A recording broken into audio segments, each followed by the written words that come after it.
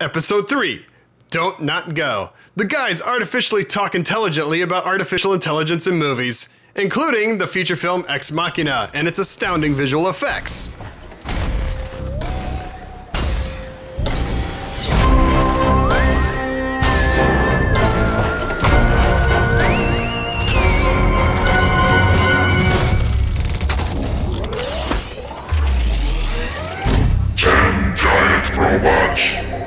An in-depth look behind the curtain at Hollywood visual effects, the craft of storytelling, and the people who make magic for screens both big and small. Hosted by showbiz veterans and new media entrepreneurs, Sean Apple, PJ Foley, and Ephraim Patel. So, old business. Do we have any? Old business. I've got just a little bit. I reviewed an author last week, but forgot to mention any of his books by name and what I had read or haven't read or whatnot. The author in question is James Altucher, kind of spelled how it sounds. Like alter, sure. A-L-T-C? I thought it was Altucher or Al Tucker, if that helps. It's spelling. Altucher. You got it, I don't know. So it's Al Tucker. Yeah. His actual name is Al Anyways, Tucker. yeah, something like that. But the book that I read first was called Choose Yourself. Sounds a little new agey, a little self-helpy culty, but he's really kind of anti all that. And then I read the Choose Yourself Guide to Wealth, and I'd have to say, don't read Choose Yourself if you read the Choose Yourself Guide to Wealth, because do they contradict each other? They don't contradict. They just overlap considerably. Like the first half of the book is the cliff notes to the previous book. I see. The next book I'm looking forward to reading is called The Idea Machine, because he advocates exercising your brain by coming up with ideas every day, like literally making yourself write out 10 ideas every day. Okay. You can theme them. They could be bad ideas, but you just keep them going so that work that muscle, basically. Yeah. I'm pretty sure I come up with 10 bad ideas every day. I know I do. Yeah. I oftentimes act on them. I do too. Mine often happen in the car. Those are where my 10 bad ideas happen. Well, I've been using that muscle to name our podcast. Oh, that's right. Yeah. That's right. Yeah, the idea muscle. So anyways, that's my old news. Speaking of forgetting to cite authors, I forgot to on the book that I reviewed last week or a week before.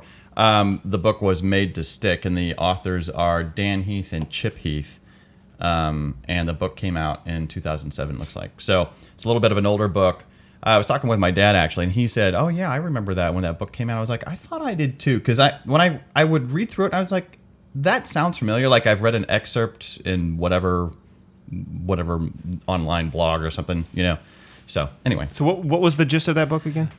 It's basically what makes an idea stay with people, and then beyond that, what makes an idea, what is it about an idea that not only stays with people, but it encourages them to act on it. And so that was the identify a need or a gap or create a gap. That's right, and that's only really one element of that book. They have many ways into that thing, and then different ways of sort of organizing your idea and thinking about your idea. And and not to review the book, but one quick thing about it was one of the things that it really boils down to is boiling down your idea, which is really it's that I can't remember who said this quote. He wrote a letter. Somebody, I might have been Oscar Wilde or somebody, wrote a letter to a friend. It was a really long letter. This whole thing is, I'm sorry I wrote you a long letter. I didn't have time to write you a short one. Right.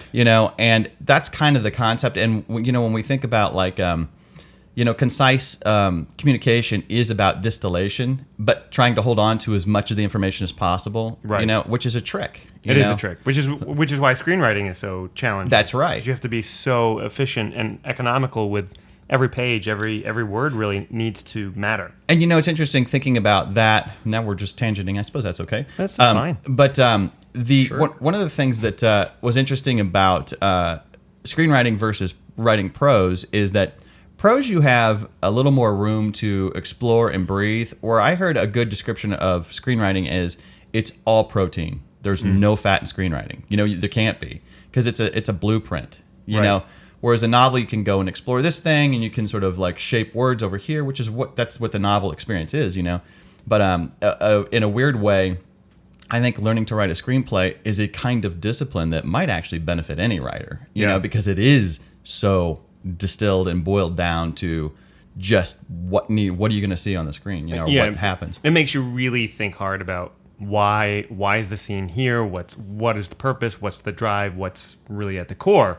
And the other thing too is you have to figure out what's the you don't have the luxury of an internal monologue unless you do a voiceover in a screenplay. So you gotta figure out how to do internalization, or that's maybe more the actor's job. But you can write it in as, you know, that motivates the character in a subtext sort of way instead of a, you know, the text sort of way. But you also don't have that advantage, which you do in a novel. You can go on for days about what a character's thinking, you know, in a novel. Oh, sure, yeah. Now everything has to be externalized. That's right. Yeah. Yep. Yeah, I've been trying the same kind of thing in website copy. Website copy is interesting because you want to be super precise with the language. You want to hold someone's attention, and yet you also need to say enough to get the search engine's attention. Right. And strangely, you think that the attention span of someone who wants to know your subject would be short, but writing more is better. And if you're as far as search engines go, people will retain on pages longer if there's more to read. They'll buy more stuff if there's more to read about it. Oh, interesting. It is very interesting because you do want to get to the point right away, and then add filler that's meaningful, you know, to machines and humans. So you need like an image and a title that's going to hook them in. Yeah, and precise facts, and then explain it bigger, kind of like a Amazon page, right? Know, how it's got bullet points at the top and the price, and then a bunch of stuff, usually. Right? Like that, and then like a bunch of reviews. You know, in Made to Stick, they talk about the inverted pyramid. You guys know about the inverted pyramid with journalism? Yes. I mean, journalism. What that inverted pyramid. I knew what a pyramid is. I don't know what journalism is. It's how I eat dietarily. Right, exactly. Yeah. Bread on top, all the bread you can get. An inverted pyramid in journalism is understanding that when somebody is glancing at a newspaper, that they want the facts instantly, or they want to know the gist of the story. So it's usually like who, what, when, where, and how, immediately, you know, at the top. And good journalistic writing tends to be an inverted pyramid. And if you think of copy, you know, online or wherever you're reading as an inverted pyramid, really everything you need to know about the story is in that section, you know, and then the rest after that is developing the idea and going into more detail and, you know, broadening the story. You know, it's interesting though, so there's two things. The first thing is you know, if a site's behind a paywall or anything that turns into clickbait, the very clever ones know exactly where you become interested, and that's where they chop the sentence. Right. You know, which drives me mad, but that's the point. They're trying to get you to click, you know. And, you know, I've been looking at that as a frustration forever, and now the fact that I'm frustrated by it means it's working. So now I'm like, I'm inverting my brain pyramid on it and thinking, well, how are they doing that? You know, why is that effective? You know, and can you do that in a way that's not annoying? I mean, they're trying to get you to pay for the content, which makes sense, you know. And then the other thing too is the bullet points. Like if you read about like how to maintain people's thing, you know, their attention and stuff, bullet points are huge in top 10 lists and things like that. Bite-sizable, discrete pieces of information. So you're saying we need to do that for this podcast, right? So we're done. So thank you. No. So in summary, for our open in summary. Yeah, the bullet points of what we're saying. First, be brief. Second, too late. Yeah, get to the point. Yes, but seriously, you know, doing a top 10 list might not be a bad idea. That's true. That's Every true. week, just, hey, here's our top 10 favorite lists. You got your grocery, you got your honeydew, you got your Schindlers. And there's your 10 ideas right there. And your short. What? Short list. Your short list. Yep. Yep. Well, shall we jump into our big discussion? That's yes. Espanol for. We had discussed in our what media have you been consuming last week. PJ and I were going to jump into discussing Ex Machina, the film by Alex Garland, but Sean had not seen it. So now I have seen it. I watched You it. claim to have seen it. Yeah, we'll see. We'll see if I actually saw it or not. That's what this game's about. And none of us have discussed it, but we're going to now. Begin. Well, that was organic. That's good. That's good. Well, I, for one, thought it was a very beautiful film. I did too, visually. I liked that it engaged my brain. I like the sci-fi concepts, of course. And at the end, I was not entirely satisfied. How come? Okay, Like we what- should just say real quick that we are going yeah, to spoiler spoil alert. the hell out of this. jeez, So yeah. if you haven't Yeah. seen it, you might consider tuning out. Right. But don't ruin it for yourself and then be angry at us after you watch it because you know what's going to happen. Just fast forward to the sponsors part and then tune out. That's Yeah, right. Yeah. That's right. So what was the disappointing part for you at the end? Well, that it didn't feel as though it didn't seem like the whole setup would have been the way it really would have gone down. Like, So- I don't know. so the maybe setup I'm failed, do you thinking- think? Or- Yeah, maybe I'm thinking too far wide angle on this. I just don't think that the way that the super genius guy introduced AI to the world made logical sense. Like it. So So the whole premise of the film. Yes. well, the whole Didn't that bother you in the beginning of the movie? It got worse as the time went on. so the premise of the movie is about a genius in the middle of nowhere who's invented AI and needs to do the Turing test. Yeah, the Turing test. That's the premise, right? That's the setup. That's not ultimately what the story becomes. But so do you feel like that? Well, first of all, do you agree that was the setup to you? Is that the movie that you thought you were watching? I mean, yes. Yeah, Okay. That's the log line right there. So then, do you feel like it did not deliver on that setup, or it didn't do it in a satisfying way? Or? It did. It's not. It's like the movie's pretty brainy, trying to be pretty brainy. Right. And I was constantly looking for the double cross, and then saying, And at some point, there's going to be a triple cross, and what's the test? What isn't the test? But then I started not believing. I guess what started giving it away was the whole gimmick of the power outages. Right. And the super genius guy saying, I don't know what's going on. which was with the bullshit. I never power." bought that. Right. And I then never- that was when I was like, okay. Well, he's So the also- guy invents AI and can't figure out why the Yeah, power's going down in his. But he's also like, so nothing happened? You guys didn't talk when the power was out? Because right. I couldn't hear you. What'd you talk about? Right. Like, it was clear that He was setting him he up. was baiting him. Yeah. Yeah. Exactly. I totally lost my frame of thought. Well, I'm just going to jump in here and I'm going to say that I enjoyed it a lot. I've seen it twice. On first viewing in the theater, I loved it, and then the ending threw me. And I think I'd come to identify so much with Gleason, the main character. The kid. How do you pronounce his first name? Because I've never. Is it It's Domino? It's Domino. Is it Domino? It's Domino, like the pizza. Domino. Yeah, I'm like pretty sure. Fats Domino. Right. Yeah. Like Fats Right. Domino Sure. always Sang music, if you remember, He's if you recall. beautiful. He's a beautiful woman. No, his character really, I identified. I felt like he was my in to the movie, Right. Into meeting Ava and meeting the guy who created her, and so when he ended up basically in a terrible position in the end, I was like, what the. Yeah, he got screwed out of the whole That thing. just sucks because he right, had good intentions. Right. It seemed to me like he had really he was kind of an innocent, and he was going to basically left to starve to death in this place in the middle of nowhere. But the thing that was interesting is the bad guy was not wrong. He was not wrong. He said, "What if she's using you to get out?" And he was correct. So, Right. which means it's interesting because the whole thing really is also a sort of a looking glass of behavior, and that for me became sort of the interesting cat and mouse game of like, who knows what about whom, and is the kid really that naive? And then at what point were you guys waiting for, oh, he's a robot too? Did that ever cross your I was like, don't do that. Don't do that. And they didn't, which to their credit, I was like, thank God. But they paid enough. They knew that people were going to be thinking that, right. so they have that scene where he's like cutting his arm, which.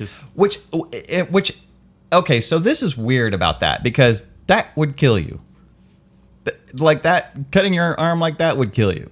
So, or has a high possibility of that killing. I'm like, and not only that, that whole scene, like, that was so extreme. I don't know that I bought that. I mean, he was definitely thrown for a loop, but I don't buy that's how he would go about it. Like that just seems so because he's not looks good that on screen, but it didn't seem like he would be unraveling he's that not, much while also plotting so well. Right. It's like, oh, maybe I am in a trap right. of some type. Yeah. Right. Which is very obvious. Right. Especially in his shoes. I mean, but he wasn't in a trap. He was basically dealing with an alcoholic, right?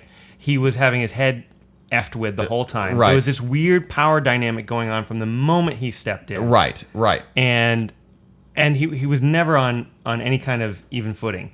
That's right. He's like, I want to get your opinion. So he starts talking. He's like, no. I don't want to hear that opinion. I don't want to hear this opinion. Just tell me in 5 words. What do you think? Right. He was constantly just monkeying with him. That's right. He's like, you're thinking, why are there no windows? He's just treating him like a child. And so the kid never really, like, when I first saw it, that scene, although it seemed extreme when he was cutting his arm, right. I wouldn't do that. Right. But I kind of felt like, okay, I could see where you could get so twisted up in this situation.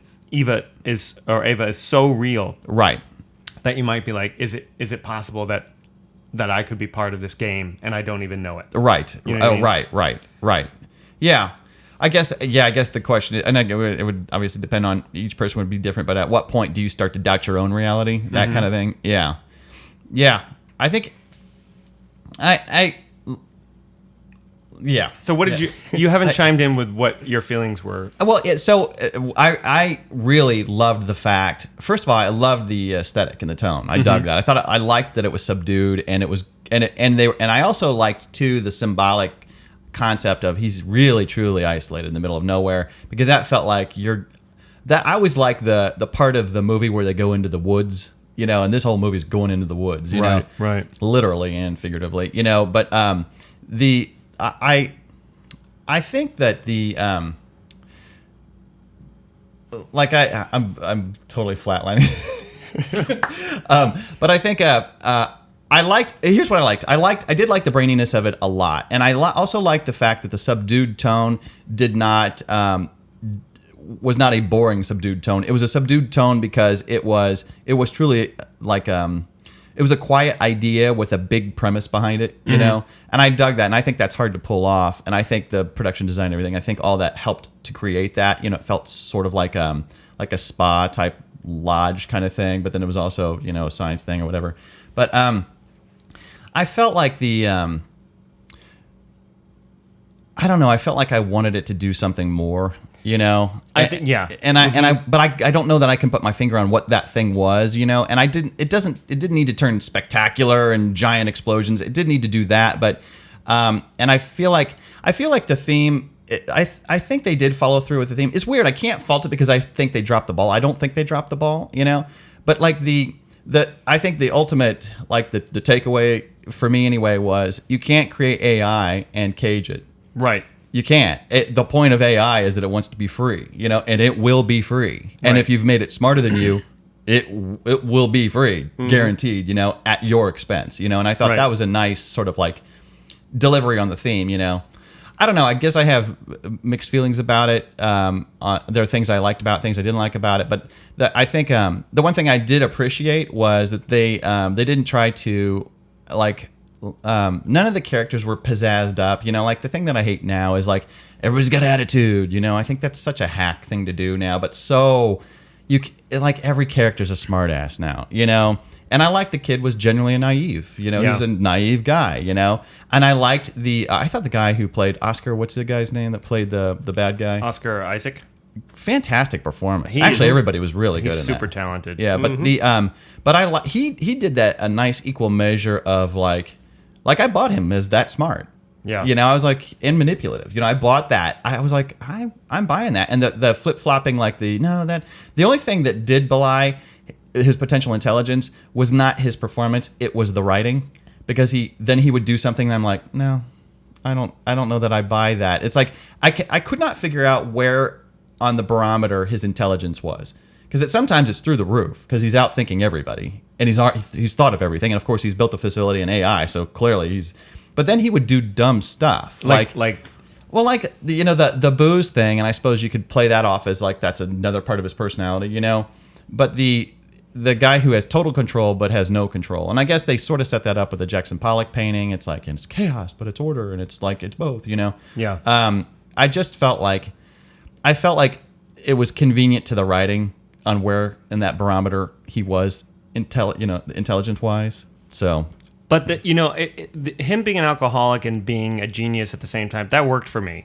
Like that. Yeah, no, I don't. I agree. I don't think those are clearly not mutually exclusive things. Right. That's, you know, I just felt like, or like the stealing of the key card, that felt a little movie to me. Sure. You know, right. And I was like, really? There's not another way we can do this. This isn't like, it's like, get him really. Oh, now I'll get the key card. It's like, it just felt like, not that that's an impossibility. You know, the guys get, you know, fall down drunk every day. So like, it's not like that's a out of the ordinary.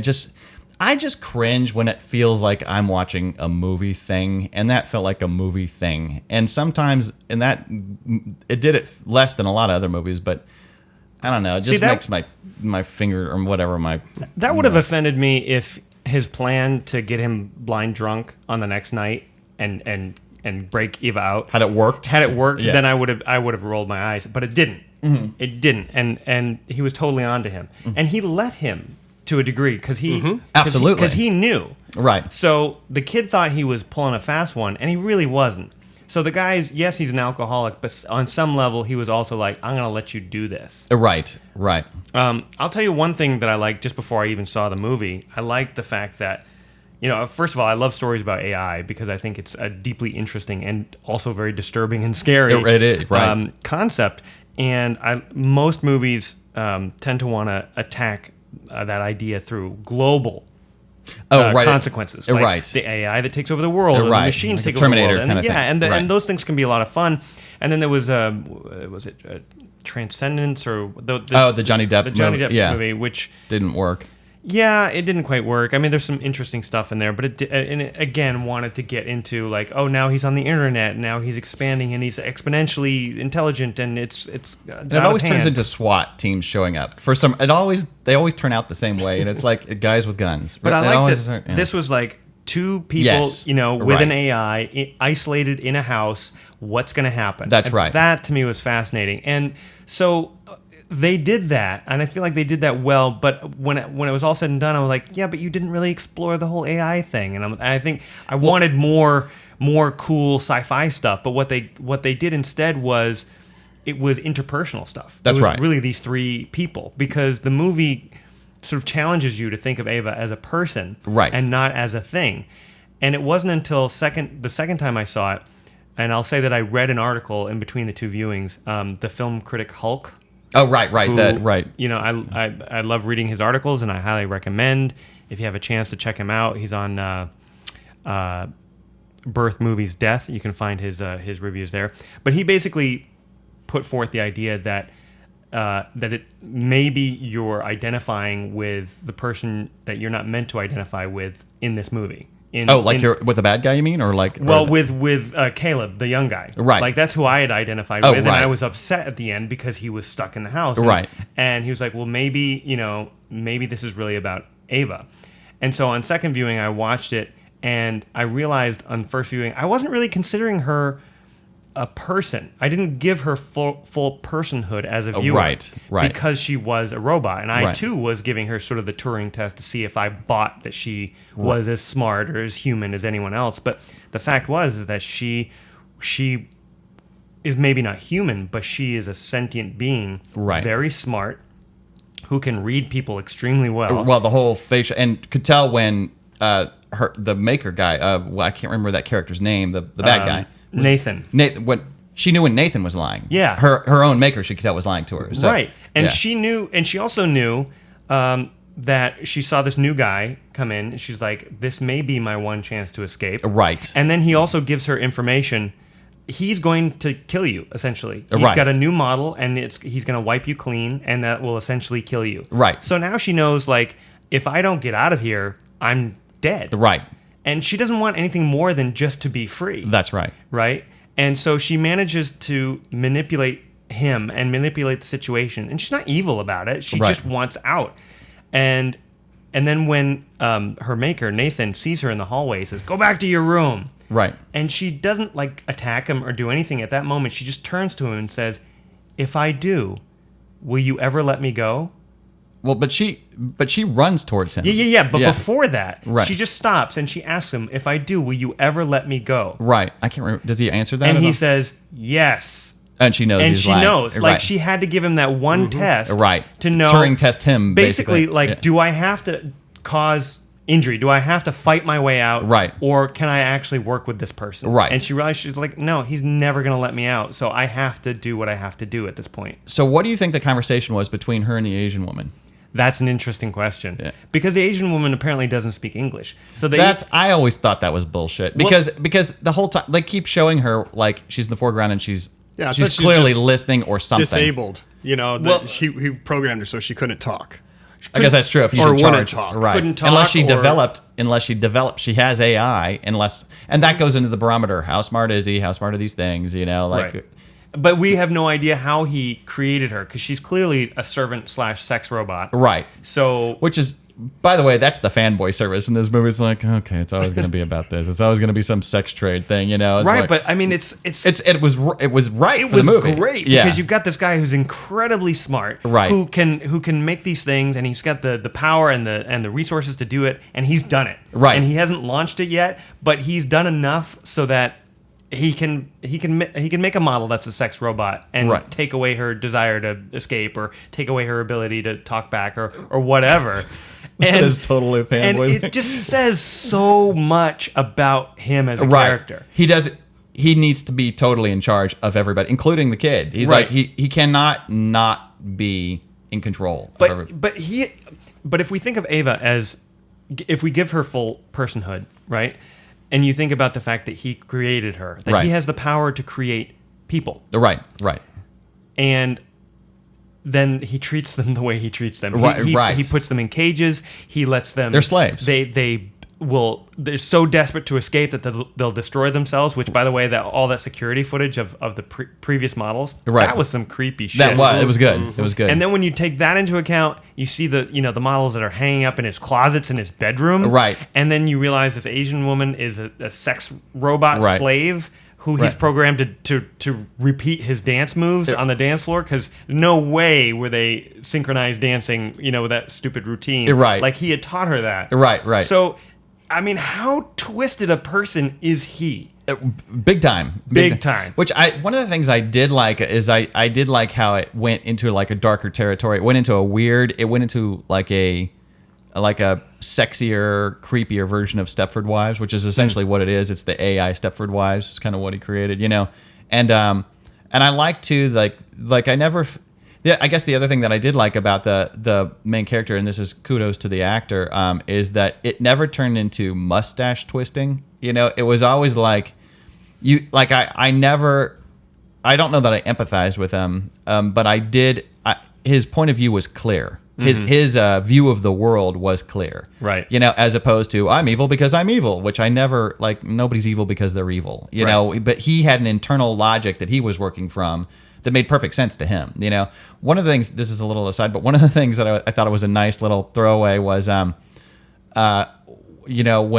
when he's explaining to the kid why he's really there, why he was really chosen, he's like, it wasn't because of my problem. He was like, no, not really. I mean, you're okay, but that's so great because that is so the kid thought he won the prize because he was the chosen one because he was so, and he's like, yeah, I mean, you're all right. That's such a deflating, and that was probably the time I empathized most, was because this guy is qualified to say you're not it, Right. And But he is also just an ass. A top shelf ass. Right. So the kid probably was the best at his company at coding. He probably was like really, really amazingly good, right? Right. He was able to go in there and change all the security protocols and all of that.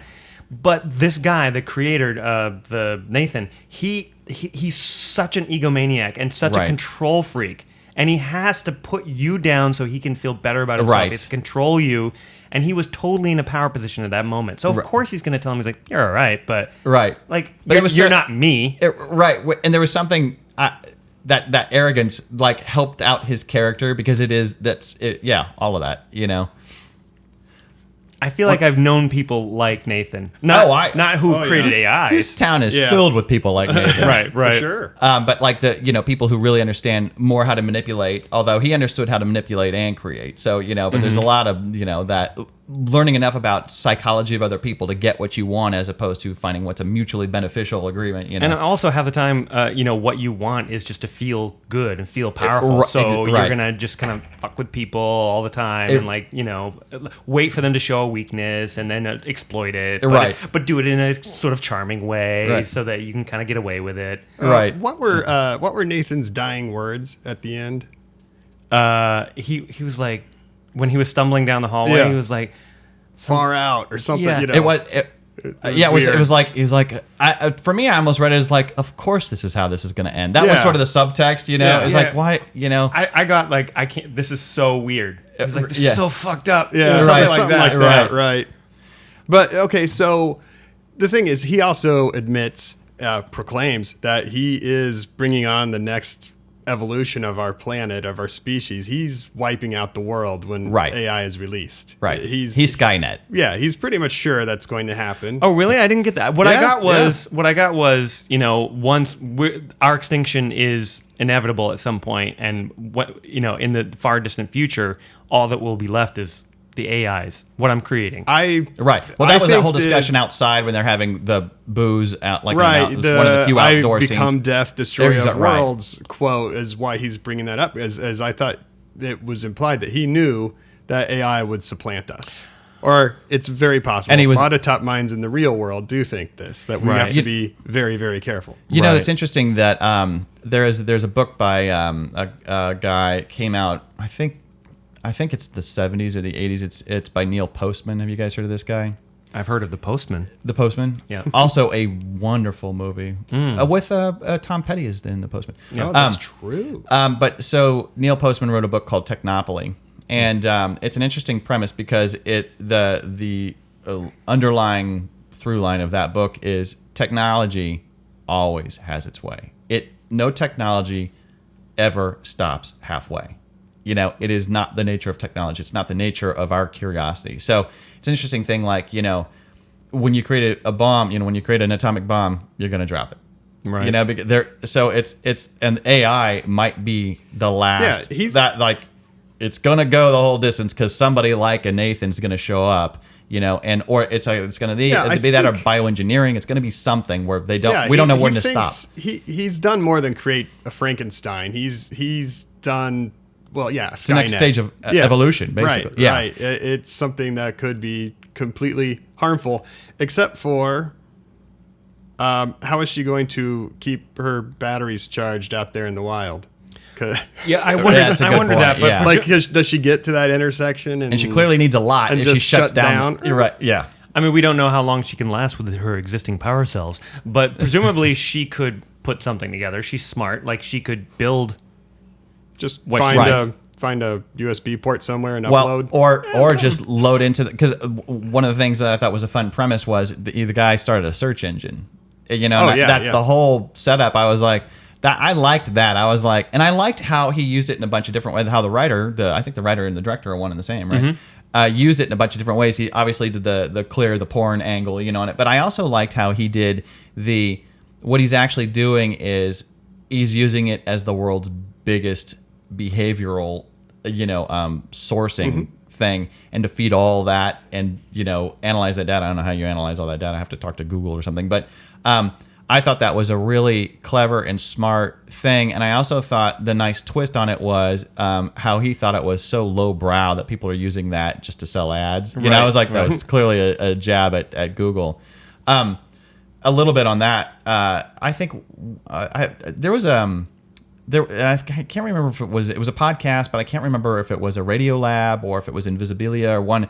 But they were talking about somebody got a chance to sit in with a Google roundtable that I guess happens frequently, and Google has at any given time consultants. I don't know if they're full-time staff, but they have psychologists and they're culling all that data. Any person on Facebook at any given time is part of at least 10 experiments. Did you know this? Well, I knew there was studies that were being done to see if tweaking certain things on Facebook would make people unhappy. And that got him in trouble because that went public. Right. But that is one of thousands of experiments going on. And Right. they are, and I'd have to go back. It's been a while since I listened to the podcast, but it was fantastic because the amount of, I don't know how much social engineering they're doing, but they have the data. And But they I said the wonder sample size is like, a psychologist is lucky if the sample size is 10,000 people or 1,000 people.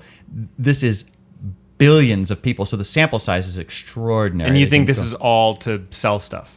Well, I don't. And that's actually, who knows? It's clearly designed to sell stuff because we're getting ads that are targeted to us. Right. And I'm having mine follow me around in different things. I'm like, where did I leave an open door because somebody else picked it up? But the thing that I think is going to be really curious about this is that, the problem of a Nathan out there is a real problem because, if all of that data is out there and somebody is starting to sift through it and synthesize it in different ways, they're generating a lot of information about how people think and the behavioral patterns of people. And if you have somebody who has less than honorable intentions with that, that could be hugely damaging because when you look at a Facebook thing, your what do you call it? Your scroll or what's it, your wall? Newsfeed? Your Yeah, newsfeed. wall. Your newsfeed. There is I think for a lot of people, a hidden assumption that it's random. It's just whatever the next thing is. It's not. It's being culled, and it's being driven by all different kinds of variables, and nobody knows what those variables are except for Facebook. And I think that's a very real concern. And this is the movie Ex Machina is taking that to the sci-fi level, but it's not. It's a good, solid problem to tackle in a movie, I think. And that's an interesting way to do it. You could even do it probably in a larger venue, of like social engineering people and them having no idea they're being socially engineered. Right. So, do you guys want to talk visual effects a little bit, or did you want to stay on story, or? Did we want to talk about how the writer became, it's writer of some other great sci-fi kind of movies that are at least entertaining. Oh, yeah. And now, this is his directorial debut, but he's been in the industry a while, and it didn't feel newbie. It didn't to me either. Not at all. It was very tight, very polished, very Kubrick or something else. There's some other more tone feeling thing. I can't quite place my finger on it. Where it's like not unfamiliar, but real solid. Like have you guys a real seen movie? The movie? And it's a very specific kind of aesthetic. I tend to like, but there's a movie called Beyond the Black Rainbow or something Black Rainbow. I can't remember what it is. But it was I was not crazy about this movie, but it had a very it had kind of an 80s vibe to it. It's a contemporary movie, but had they were working the 80s aesthetic, but that minimalistic long hallway, subterranean, quiet, introspective, but something's wrong. That you can't quite put your finger on it, but something's not quite right. That vibe I really like. This movie had that. Was there a Polanski film? Right. Oh, was there that had that sort of? Yeah, sort of that Swedish somewhere up in those Norlands. That has that kind of feel, and plus it's in snowy areas. It's cold. It's quiet, and right. You've got where I think things that are alive really show up more when you have a situation that's concrete and steel. I agree. Closed up. So perhaps that contrast is there. It's almost intentionally. In a way, it's like kind of what makes The Shining work. It's like it's monster in a house. And it's minimalistic. There's no other people around, and the environment itself becomes a character. And the stillness, sometimes the stillness of the camera makes you anticipate something's going to happen. That's right. If it's framed in a certain way, you're like, why are we framing for that door? What's going to happen there? Yep. But also the score in Ex Machina it had some real retro feelings to it too. It had a lot of synth That's right. that kind of thing, and you. Which I dig. I love that. It's really making a comeback. We're hearing a lot more of that, especially in indie films. I've been hearing a lot of sort of the synth horror. I heard that in It Follows. Oh yeah, they did that. Okay. And The Guest. Right. You know what that reminds me of, like, and I'm sure it's riffing off of. I mean, if you watch a lot of '80s movies, it's when synths were becoming popular and they're being incorporated, like Giorgio Moroder and stuff like that. But like if you think about like the score to like Logan's Run, or they're super kind of over the top, cheesy, and by today's standards, we're like, it's a little broad, but finding ways to dial that in so you actually kind of get the sentimentalness of that 80s vibe, but it's now a little more subtle and nuanced and shaped a little bit more. Now, of course, in another 20 years, we'll look back at that and eye roll, probably. But Maybe, I do like that. It's like that appropriation of something in the past, something that's iconic to another era. But it's almost like sampling, where you're sort of taking those things and it becomes texture to something that is much more contemporary. And it not only is nostalgic for the past, but it also kind of creates a sense of being out of time. Like I'm not quite sure when or where this movie takes place or even was made. Right. You just kind of get lost in it. That's right. Did anybody look to see? I think it was shot in Norway, right? Isn't that where it was Norway playing as Alaska? I think, wasn't that the concept? I think that's right. And I'm curious. I mean, I think there was obviously a lot of sets in there, but part of that looked like it was a real thing somewhere in the middle of nowhere. I was kind of curious what that was. If that was a research facility or somebody's house, or if you look at what you see on the outside, there's really not much there. You're right. It doesn't look like much, and then they put a couple things, like the little, the high tech stuff on the door or whatever. Right. But for the most part, it's really just this big rusted steel door. Although there's a shot where they're sitting there. I want to say there's a lake there or something. There's a wide shot. You can sort of see the terracedness of it, but it's still not vast, and that could be a real thing. And then that could just be a matte painting too. It could be a matte painting. Yeah, sure. So I'm like, I'm not sure. It'd be the world's subtlest matte painting. I was like, oh, where'd they shoot that? And like falling for my own. But I mean, oldest trick, to find a facility like that looks like a home, a nice modern contemporary home, right? That is actually carved into the side of a hill. I don't know if it exists. That's awesome. If it was maybe some kind of research facility that they dress like a home, it's still pretty awesome. It is, yeah. But to get that shot, it could be a matte painting. Right? Yeah, totally. And this was not a huge budget movie, but for something that's like relatively indie and quiet, it had a tremendous amount of visual effects going on. And the thing about let's talk. The girl is phenomenal. That work on, I was like, that's as good as it gets. Yeah. Some of the subtlety of it. Did you guys see the stills of the actress, just on set? A little bit, yeah. That tells you a lot of how they did it. Well, there's no green screen, there's no mocap. Right.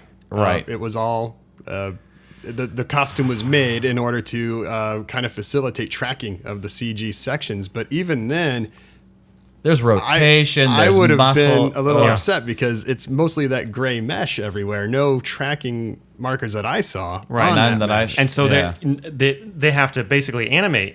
You get the camera tracked, and then you get your character in there, and you try to line it up. But it's not just like matching to her head, and you can play with the rest of the body. No, like her hands were real. And her feet. That means everything needs to line up. That's tremendously challenging. And the thing that I read too, and you guys probably read the same thing, but so the amount of paint out on this thing is extraordinary. And like they were talking about, if I got these plates, I would have lost my marbles. But so the DP would do the shot, and then he'd go, okay, now try to do the shot as well as you can with no actors. I'm like, that's never going to be close. I don't care how good the person is. It's a human being. You can't. They're not a Moco machine. So it's like, but it would never be used. It wouldn't be used like a full shot. They would just be pulling stills. Exactly right. So it's a palette full of image data that you can steal from and paint out. But also 90% of the time you're looking at Ava through glass. Yeah, there's glass and reflections. I know. Yeah, multiple renders and through glass where you're seeing seams and it's being split and all this. Tremendous. Like I wonder, did they just pull the glass out and shoot it clean? That's what I thought. Yeah. I don't know. The little bit of information that's out there seems to indicate that know, but they probably painted it out. Sure. And re-rendered their own glass. You know, this thing, and I should have watched the credit, paid a little more closer to the attention to the credits, but was the compositor list like a mile long? Was it just like 1,000 people thrown on You'd this thing to think. start I don't- painting this thing out? I don't man, 'cause know. The amount of paint out in this movie was, is but But you know, it's unbelievable. the same amount of paint out you get in like a District 9, for example. Like, because the main prawn who we were following through a good part of the movie, that was a guy. Oh, was it? Yeah, Oh, he was a okay. guy on these Okay. like mini stilts. Right. You know, but the playing thing the is, part. that you're painting him out completely. It's true. So like you're not trying to save a face or a turn or and like Sure. And what the other thing too, when I first saw her, I just two things happened when I first saw her. I was like, that is unbelievable and ow. You know, You know? there's a good chance, and I don't know this, but it'd be one thing to paint out her body and just leave the bits that you want in the plate. So you've got a clean plate with her head floating and her hands and feet basically untethered. Right. It'd be another thing to roto out her face, her hands, and her feet and have them separate. And then just do a clean plate of the room. Because then you have the ability, if you need to true. nudge a hand or a foot, a pixel here, a pixel there. That's a great point. You can do it, and you don't have to worry. Right. I would guess that they Like probably completely isolated her. Yeah. Yeah. I mean, And for a chunk of it, she has no hair, so they got saved on that. Right. You know. and then when So- she had hair, she was wearing clothes. So it was actually clearly the actress at that right. point. And yeah. they still had CG bits showing here and there, But minor, the back of her neck. And, But they got away with not showing her wrists Right. or her ankles. And you know, like my production brain, as soon as she put clothes on, was just like, exactly. And we just saved hundreds of thousands of dollars by having her put a dress on. Right, but then he's fantasizing about her being outside in the forest, and I'm just like looking at all the sun dappling I know. shadows Oh, on yeah. her And it's CG flawless. body. I'm like, oh my It's god. flawless. The only time where I felt distracted by that was the close-ups when she was reassembling her body, like she took off her Oh, broken right, arm, right. just because it's a real hand close-up and a CG arm, Right. and it's almost impossible not To lock that in. And Yeah. yeah. But and still- then also too how it was not clear to me on how the skin works. You know, it's kind of what is it? It's What- kind of a Yeah. colloidy I mean, kind of. That's the what is it? conceit, is that I'll put it together in bits and pieces, and the seams will vanish. Because there's Right. actually a shot where she has put on all the skin, Right, and I saw they and did you it. can just see the seams, and then it's moving across. The shot's moving across to the mirror, and then by the time it gets there, the seams are they're gone. Right, Yeah, so- right. So, are we to believe that Nathan is smart enough to be like 5 Tony Starks and created the AI and all the robots and all the material science and the He- positronic brain He or did whatever all of it's it. called? Yeah, Right. which is a lot. Yeah. That's one of the major conceits of the movie, is that not only did he create an AI, which in and of itself, if it were just a virtual AI on a Right, box, right. Yeah. It would be that one would be thing. amazing. If it was Max Headroom, it would be amazing. Right. But no, he created all that crazy mechanics inside of her, Yeah. which are near silent, Right. so that she can put on skin and leave. And like, how do you engineer any of that? I don't Yeah. know. You know, this movie is part of a really fun lineage of movies like this. I mean, this is not that far off from Blade Runner. There's a lot of Blade Runner things in here. There's a Stepford Wives stuff in there. The AI. and then even as far back as Metropolis, you know, and it is sort of it is a Promethean story, and I think they actually Prometheus is brought up, I think, in the script at some point. Somebody I think Yes. says, Yeah. but that's always an interesting toy, you know, no matter who, and finding who different people coming at it from different angles is always interesting. It's like, you know, playing God, you know, and creating another thing, you know, Right. that is equal to you in some fashion, you know. And if this were Star Trek, the whole thing would have been a conversation, like an actual conversation about, well, does he have sentience? Is he a real being? Or does she deserve to be treated? Does she have rights? Like, it would be right there. They'd be having a whole argument about it. That's right. But the movie, I think, kind of was an argument about it without anyone actually addressing it. What's also too is, you know, I think it I don't think it landed directly on it, but it is largely about the gap that is between our intellectual progress and our emotional development progress, and our emotional development is still pretty rudimentary, you know. Right. And the fact that there is a chasm between those two is always pointed out in Promethean stories. That's the point of Promethean stories, is like, you might be able to do it, but you can't deal with it, you know. Right. Which I think is always a fun and interesting concept. It doesn't matter how smart you are, if you're an emotionally flawed person, which the main character the main bad guy, the bad guy clearly is like, it does not matter how smart you are. That is not the thing. Right. know? Right. Well, on that, it's about time for our next segment. Boom, boom, boom, boom, boom. The discoveries that make our lives as VFX kind of workers just a little more exciting, a little more livable. So what keeps us from Survivable. slitting our wrists Right, this exactly. week? When you're not VFXing, what are you doing? What are you spending your time with lately, Ephraim? Well, funny you should ask, PJ. Well, this week I have not been working. I took the week off so I could have a nice, relaxing vacation at home doing visual effects. Oh, Yeah. So basically, this week I spent working on a film that I have been working on for the last couple of 2 or 3 years. oh, tell us. No, don't tell us about that right now. No? You can't. No, just, Well, that's up to you. We will be talking about it at some point. Okay. Well, Oh no, I was just joking being that we could facetious. talk about this forever. Right. Well, I don't, we And we will talk We about don't it. have time to talk about it forever. I'll just introduce. Basically, there's a project that I kickstarted a few years ago, a short film, sci-fi short film, and we shot it. And the Kickstarter was successful. It was all great. And I have been in post-production on it for 3 years, mainly because we didn't raise money for post-production. So it's been a nights and weekends kind of thing, and it's very ambitious. So myself and 1 or 2 other people have been toiling away at this labor of love for 3 years. And hopefully we'll be able to launch this short online end of this year. Can I add to what you're trying to do? What you are doing, you're succeeding, is one of the hardest things to do in CG, and that's generate organic things in a believable way, and give them AI, right, and really awesome skin that just sticks on. You gotta do all that. But it is when people see it, it's an astonishing feat that you're pulling thank you. off. I mean, it's understandable that it would take as long. I mean, you. There's a reason when you watch Transformers or whatever, the credits go on for 30 minutes. Right. You're 2-ish people now, you know? Right. And so it's like, but the thing that's truly amazing about it is there is no difference in the results. Well, there was a red flag, because I didn't realize it was going to take this long. And even though I wrote it and I knew what was involved on one level, but it's not until you really start digging your hands in that you realize, oh my God, this is a lot of work. And I had given the script before we shot. I'd sent it to my buddy who works at ILM, and he looked at this because one of the things he does there is he works on bids, and he said, my God, this would be a $3 million effects bid. Yes. Yeah. Yes. And I was like, ILM, so much overhead. You would probably be asking for too much. I'm going to do this. I was just like, oh yeah? That's so let me cute. show you how it's done. Right here.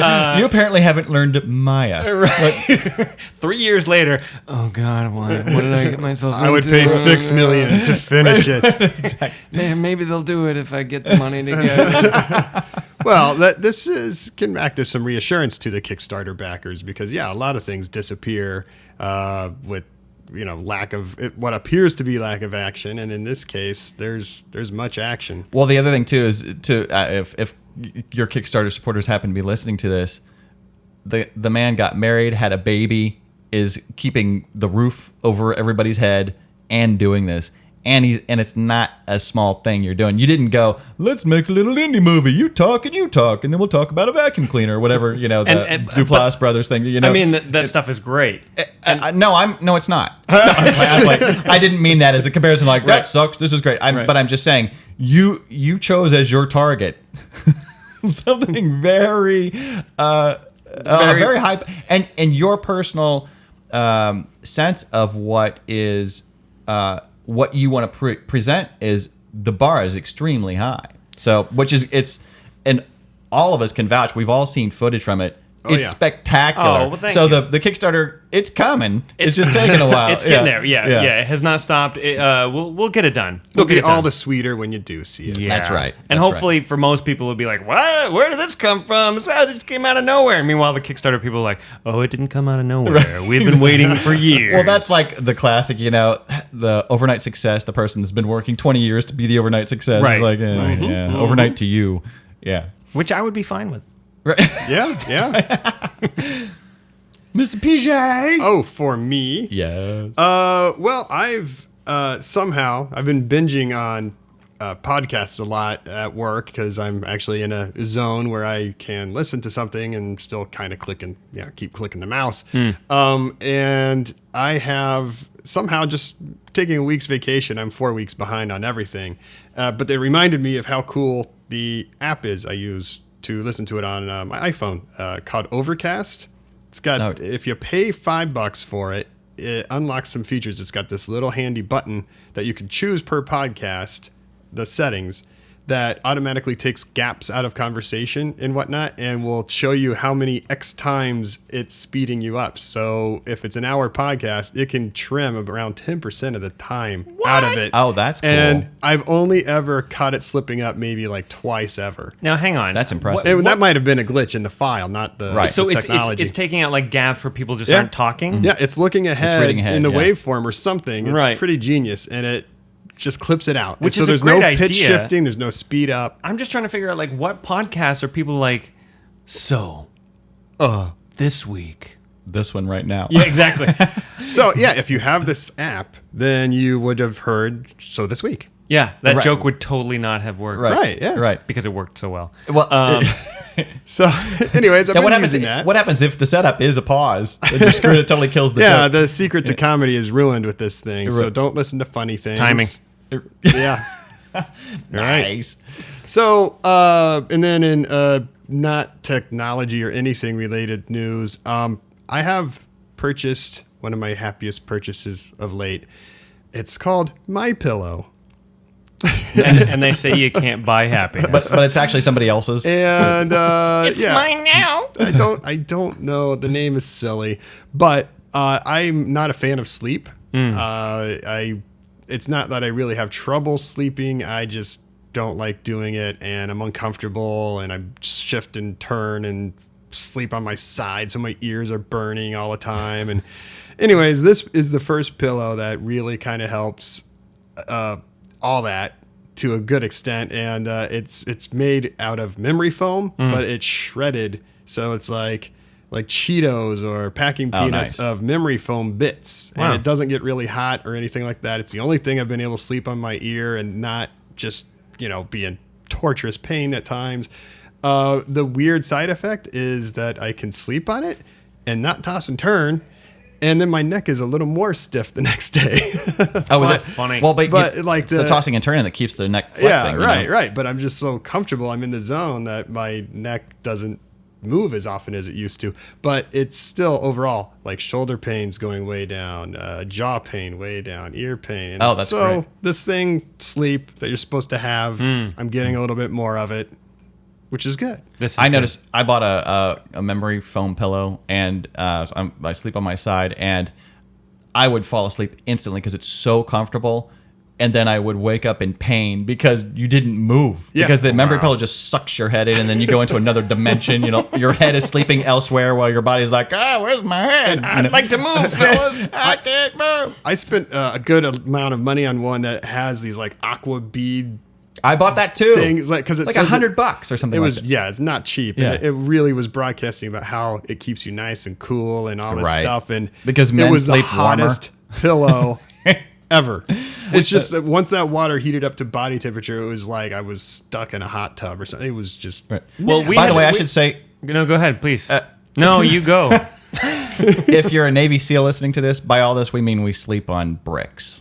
Yeah, we're And men. we're tough. We're real men. Yeah, with the nice pillow, with the bricks. You know the duvet frills? No, I'm not. doilies. The doilies. Jane and I had to buy a new bed recently because ours was just reached the end of its life. And mattress shopping is one of the most baffling and Well, it's frustrating. also a scam. It's a total scam. Yeah. So, here we're trying to navigate the landscape of scams and trying to kind of cut through. We're like calling manufacturers and trying to speak to someone there and get the straight scoop. And what we heard in our digging time and again is you'll hear salesmen will tell you that, this thing will sleep cool, or this one, this foam or this gel or whatever. And they're like, the understanding in the industry is that beds don't sleep hot, people do. Right. So basically it's a gimmick that we use to sell things, but Right. it's not a real thing. That's what I heard from people. Right. I guess for me, it would be about the material. If it reflects more of your body heat, it's going to be hotter. If it doesn't, then it won't, Right.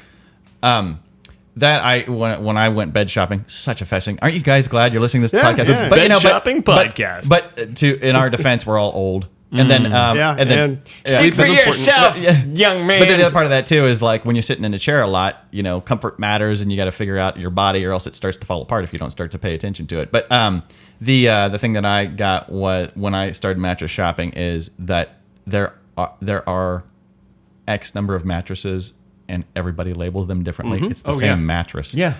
And here's the trick that I did.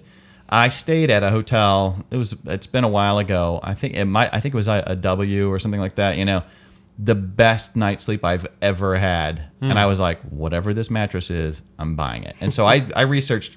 I didn't research mattresses. Well, I did, but I was like, who supplies the mattresses for the W? And they were like, I think it was Beauty Rest or something. I was like, then that's it.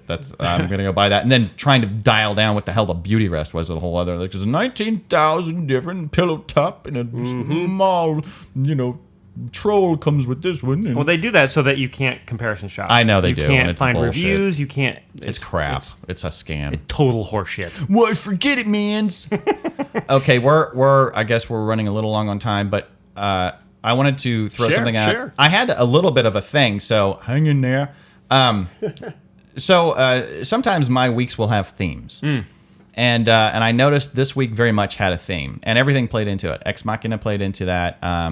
A little thing I was looking at the Dustin Hoffman's part of a thing called Masterclass. I think it's masterclass.com. I don't know if I've talked about this before, but it's a website. It's a really cool idea for a website. Have you guys heard about this? You told me about it. Okay. Yeah.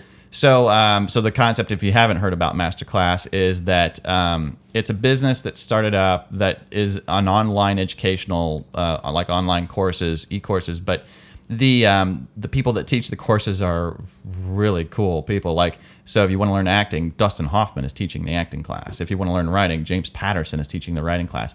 And there's one, Serena Williams is teaching tennis. And there's one like Usher's going to teach performance. So it's like if these people, now that doesn't always translate, an artist is not always the best person to explain the art sometimes, but from what I can see from just the little things that I've seen of Dustin Hoffman is there's really nice explanations going on of the process. But there was a quote that stuck out for me that I saw. I was reviewing, I was reading reviews of how were the classes. Were they good or was it, whatever. And by all accounts, the Dustin Hoffman class in particular, is good. And Hoffman, in one of the quote in one of the things I read, said, part of art and part of acting is relying on your subconscious. But the problem is, it's your subconscious. It's slippery, and you can't hold on to that. You can hold on to your consciousness, or your conscience. Well, you can't hold. Can you hold on to that? Sure. You're conscious, but you can't. You don't. The whole point of your unconscious is that it's unconscious, and so. That struck a chord with me because one of the things I talked about last week with what are we doing, what's in our on our plate right now. Mine was one of the things was trying to figure out this potential video podcast thing, and I was having trouble structuring it. Is really what it boiled down to, and I realized that this is becoming a theme with a lot of things that I'm doing. Is I have several projects that I'm working on that are strictly about structure, particularly story structure, and one of the things that's problematic when you're being creative is you need to live in your subconscious a lot, because that's where the spontaneous connections come from. That's where inspiration comes from. And sometimes it can come from structure, but trying to balance the two in a way that doesn't become a train wreck or doesn't paralyze you that's a difficult thing.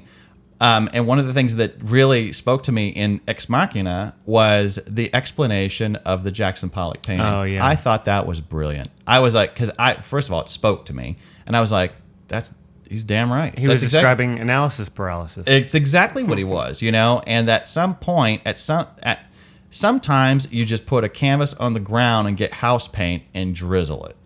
If that's what it takes to break the logjam of the paralysis from analysis, and worrying about structure, you just do the paint on the canvas. And one of the things where I've gone down the structure rabbit hole is so many stories don't work. We all have seen so many movies that don't work. And I finally wanted to know why. But anyway, and I think it's because a lot of people, it's more fun to make the thing than to think about making the thing. The structure is boring for a lot of people. They just want to get in there and make the character and the thing happen and then do this and then that. And even beyond that script, most people just want to go out and make the movie.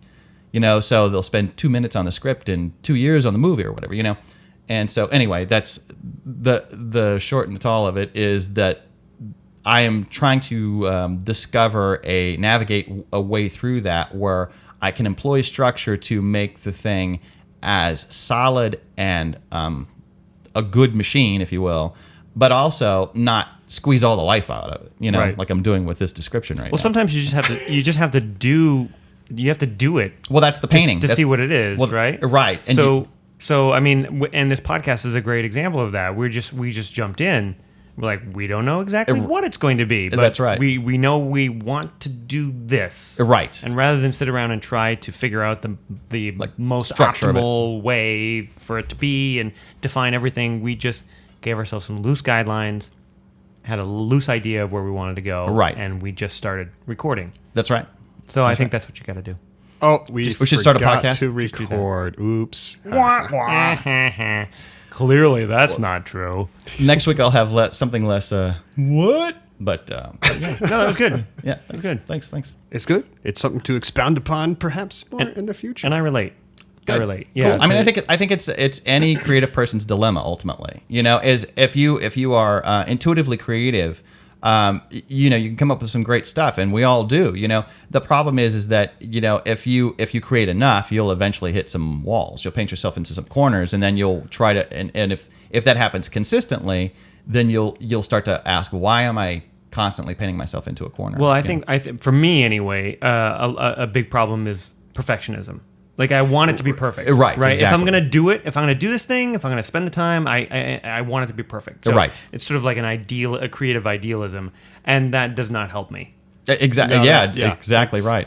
What's terrible. that? What's the old line? Don't let great be the enemy of the good, or something like that. Right. Perfect. Right. Yeah. Perfect is the enemy of the good. Right. Yeah. Right. It's a great thing to set a high bar or to shoot for the moon or whatever, to be detail oriented. But at some point, you just need to, put pen to paper, That's right. Put paint to canvas. You just need to do and it'll it. tell you. And I think that's the interesting. It's interesting because structure is not a conversation. Creativity is. Creativity requires listening. Mm-hmm. And structuring is you're building roads. So, and I think that the thing that's always more thrilling about creativity, although I find a lot of interesting things about structure, but the thing that's really fun about creativity is that you surprise yourself all the time. And that's always a thrill. You're like, well, I didn't know that could happen. Or, I think when you approach structure with creativity, it becomes a conversation. You know what I mean? I do too. A paralyzing one. Well, it can be, but I mean, structure. You could look at structure as a sort of a guide, sort of a creative limitation, right? Rather than something that has to, stick your feet into the cement, right? One of the things quickly that kind of got me part of the thing that started this theme beyond watching Ex Machina, because I actually just watched it a couple days ago. I went down the rabbit hole of watching YouTube videos, as we all do, and I was watching Brian Greene is a science writer. He's also a physicist, a really interesting guy who explains science really well, really hard to understand ideas. He has a knack for being able to describe them. But he was interviewing Richard Dawkins, who is the biologist, evolutionary biologist, and a staunch atheist. He's probably known as much for his staunch atheism as anything else. And one of the things that I've always, as I was watching all these videos, I've also been watching some more new agey videos on, quantum physics and stuff like that. I won't go into all that, I promise. But it's the interesting thing is the difference between the quacks and the scientists is one thing: math. That's the only difference, because when you look at you have to justify and peer support what you're saying with math, and that's the definition of a scientist. Whereas you can be a new agey person and say it's because the thing, whatever, And the thing that I thought was interesting about that is, Einstein describes how he came up with relativity, a dream. Huh. The responsibility of him was then to prove the dream with math. Right. But I thought that's a very important differentiator. But it is one differentiator. I mean, it's like, so it's which one is, and Einstein famously said imagination is more important than knowledge. So yeah, but that's where he started. He started with the subconscious. That's exactly right. And then the structure was trying to endorse that and not the other way around, which I always thought was fascinating. So it's anyway, that's the heady. So go with your gut is what we're saying. Right. And right. don't not go. Yes, exactly. Don't not go. Yeah, that's a great place to go. As a matter of fact, we gut. should end on that. Okay, sure. This has been And insert sponsors. I can't even say it. Insert sponsors here. easy for you to say. Yeah. All right. Well, thanks for listening. This has been fun. And we will see you on the next podcast. 10 Giant Robots is created and distributed by the 10 Giant Robots Radio Network in beautiful downtown Burbank, California. Our theme music was created by the incredibly talented Shane Knight. Follow us on Twitter at 10 Giant Robots or at 10giantrobots.com.